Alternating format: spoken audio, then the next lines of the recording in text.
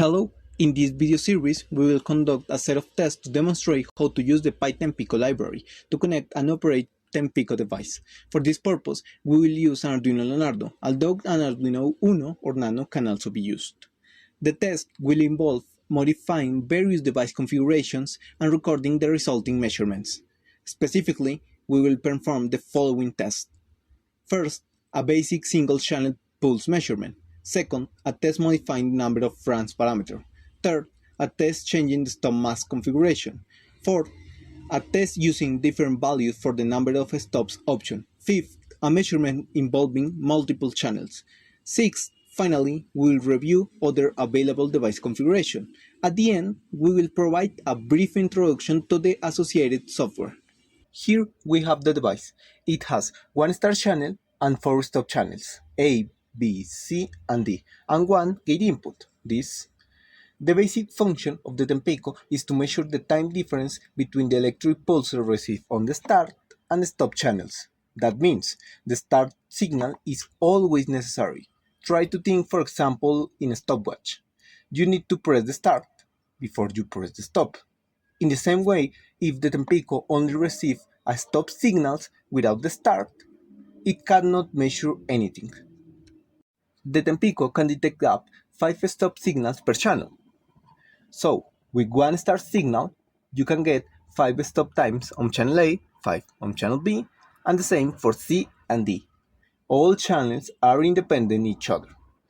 The gate channel, this is the gate, is used to control where the signals are detected or not. If the gate input is not connected to anything, like in this case, the Tempico will detect pulses normally, but if you connect the gate to 0 volts, it means ground, it will block all signal detections. But if you connect it to a voltage higher than 3 volts, the device will allow to detection again. This gate feature can be very useful if you want to control exactly when should start recording signals, for example, during a specific moment in an experiment. Next, we will move to a practical example on how to use the Tempico with the software and programming library.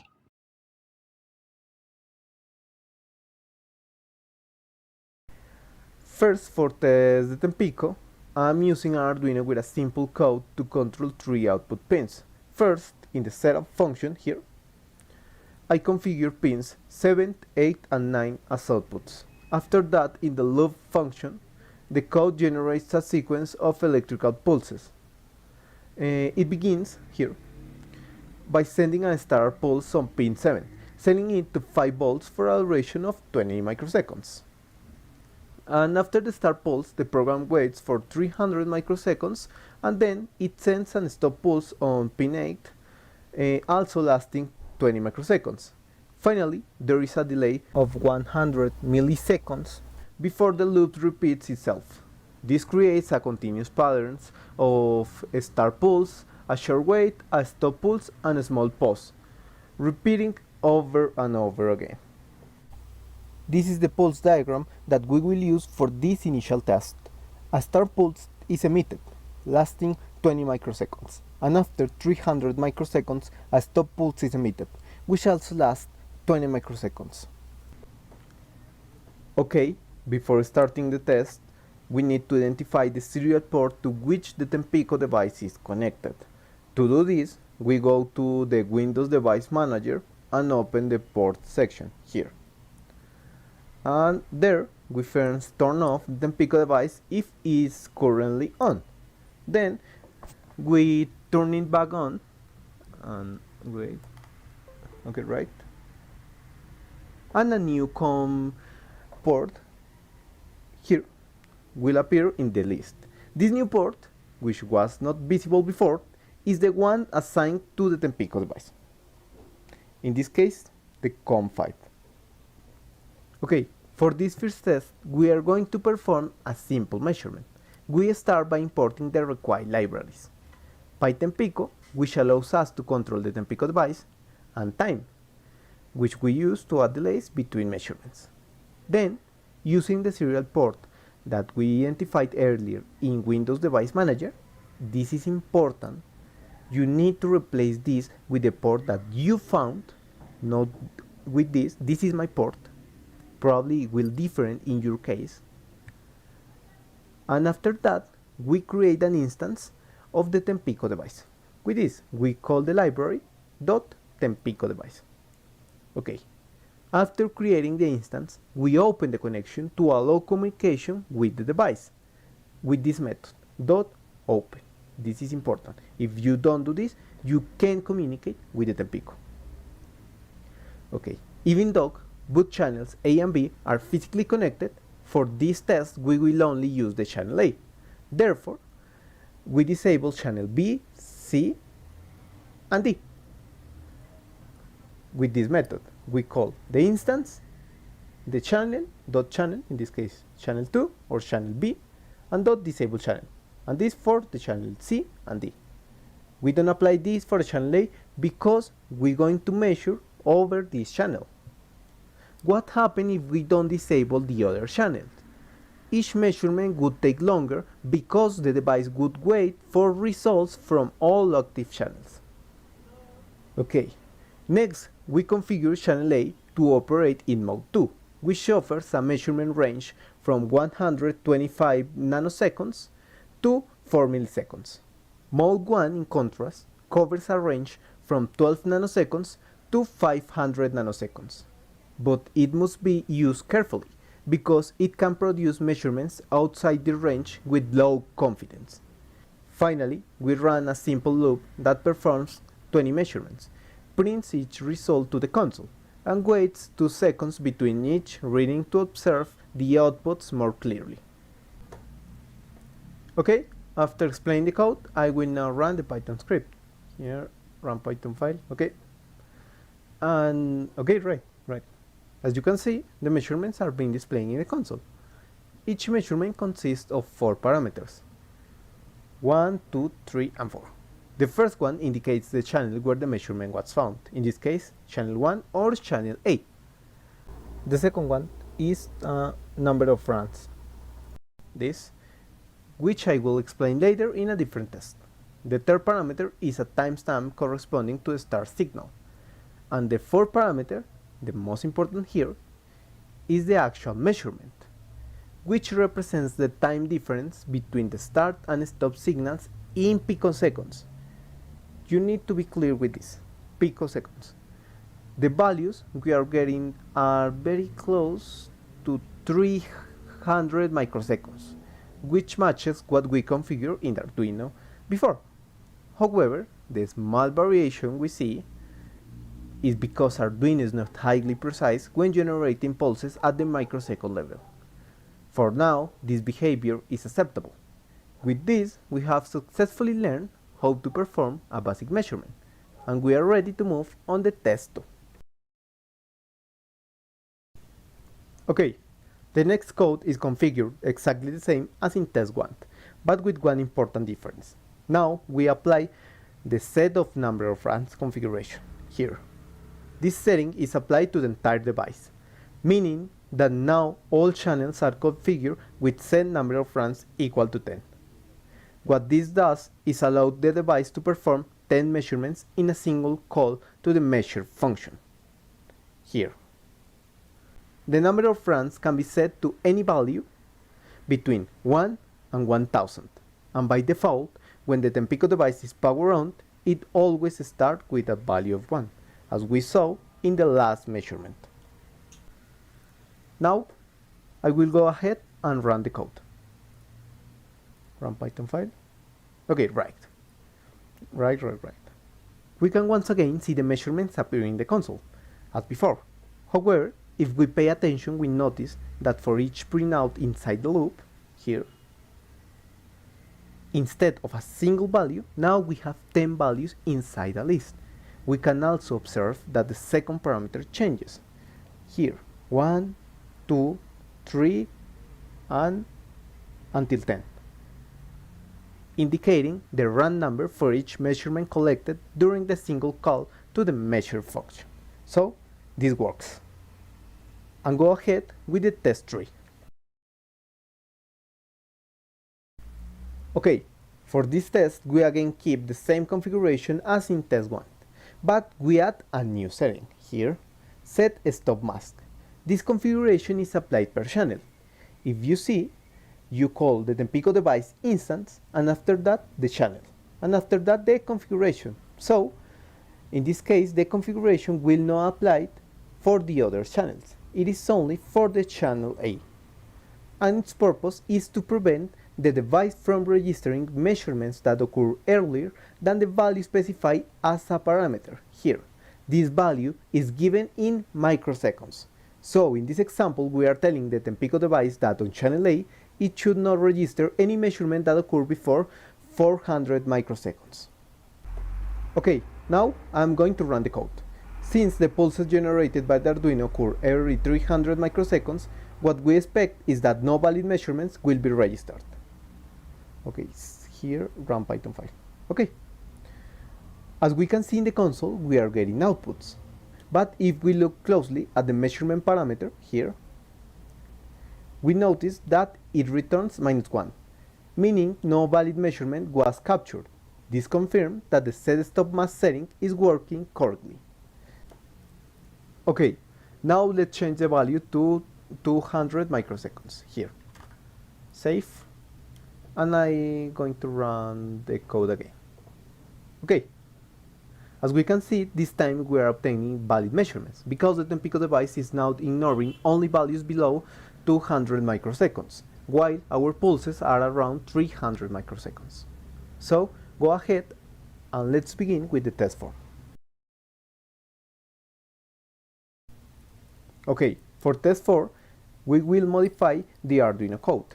We will keep the same basic structure as before, but this time we will add 4 additional pulses for channel A after the start pulse, the initial pulse, and 1, 2, 3, and 4. There will be a 300 microsecond delay between each of these pulses. For the code, the pulse diagram would be as follows. A start pulse is emitted, and after 300 microseconds, the first stop pulse is sent on channel A. Then, every 300 microseconds, the next stop pulses are emitted, also on channel A, until a total of 4 pulses have been sent. All pulses have a duration of 20 microseconds. For the test 4 code, we again start with the same setup as in test 1, but this time we add just a new function on channel A called set number of stops. This function tells the device how many stop pulses we expect to receive after the start pulse. In other words, it defines how many measurements will be recorded after the start. The Tempico device has a limitation. It only supports a maximum of 5 stop pulses after a start pulse. The parameter here will be only 1, 2, 3, 4, and 5. Okay? But it's very important to be careful with this function. Because, for example, if we configure it to expect 5 stops, but only 4 pulses actually arrive after the start, then all the measurements will be discarded. And all the return values will be -1. Be careful with this. Okay, now we'll run the script. Here, run Python 5. As we can see, the values are appearing in the console. For each call to the measurement function, instead of having a single measurement, we now have 5 measurements inside the list. 1, 2, 3, 4, and 5. Okay, alright. But what is happening? The Tempico is capturing the first pulse right after the start, this pulse, this measurement. And then it captures the second pulse, which is emitted approximately 300 microseconds later. And so on, until it records the 5th pulse. And okay, the number of stop function is working. Okay, for the 5th test, I'm gonna use this Arduino code. This Arduino code is in order to activate the channel A and channel B. We're gonna make an start pulse, a delay, and after that, the pulse for the channel A and delay, and after that the pulse for the channel B. For this test, The pulse diagram shows that after a start pulse, a 300 microsecond pulse is emitted on channel A. Then, after 300 microseconds, a pulse is emitted on channel B. In other words, channel B would register its pulse 600 microseconds after the start. For the code that I use in the test 5, I'm gonna use the same code that I use in test 1. But in this case, I'm not applying the disable channel function for the channel B. And the channel B, I put in the mode 2. So, I'm gonna run the Python file, run code, and here is the console. And the console is registering the measurements in the channel 1, this is the measurement, and the channel 2. Remember that the Arduino code emits the start pulse, after that the stop pulse for the channel A, and after 300 microseconds the stop pulse for the channel B. And for multiple channels it works.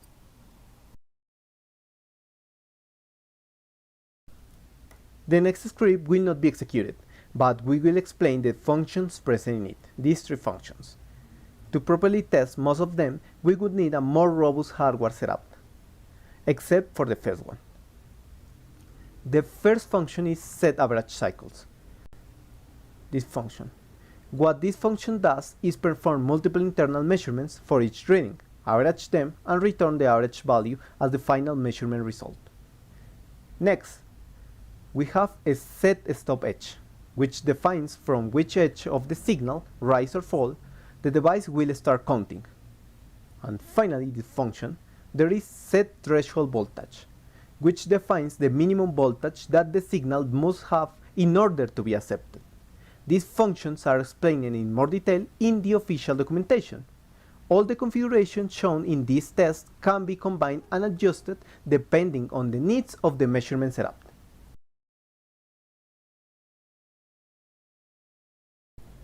Okay, for the last test, I'm gonna test the software, Tempico software. In this case, I'm gonna use this Arduino code. This Arduino code is the same that I used for the test 1. One start pulse, one stop pulse, and delay between them. And okay, here is the software. We have this dialog, and this dialog shows the port where our device is connected. We're gonna click in connect, and I'm going to change settings. In this dialog, we have all the settings that I show in pyTempico: average cycles, mode, number of stops, and edge type, and stop mask. In this case, I'm gonna let the default values. So apply changes. In settings, in general settings, we have the settings that are applied for all channels at the same time. In this case, threshold voltage and number of runs. As the same as before, I'm gonna let the default values. So click in Save Changes. Okay, for this function, I'm going to test the start-stop histogram feature. What this function does is capture the measurement data, convert it to either milliseconds or nanoseconds, depending on the selected mode in settings, and display the results in a frequency histogram. I will enable the channel A, since it's the only channel I'm currently using, and then I will click in Begin Measurement to start capturing the data. Okay, and here is the histogram. The histogram, the bars are around 0.3 milliseconds, that is 300 microseconds. Everything is right. And I'm going to zoom in. The histogram adjusts according to zoom, if we zoom in or if we zoom out. Okay, alright. Here also we can click and save the data in these formats, and also we can click to save the plots in these formats. And okay, with this we conclude the test. Thank you very much for watching the video. If you have any question or would like more information about our products, feel free to contact us at support@tausand.com. You can also download the library and software from our website, tausand.com. Thank you for watching.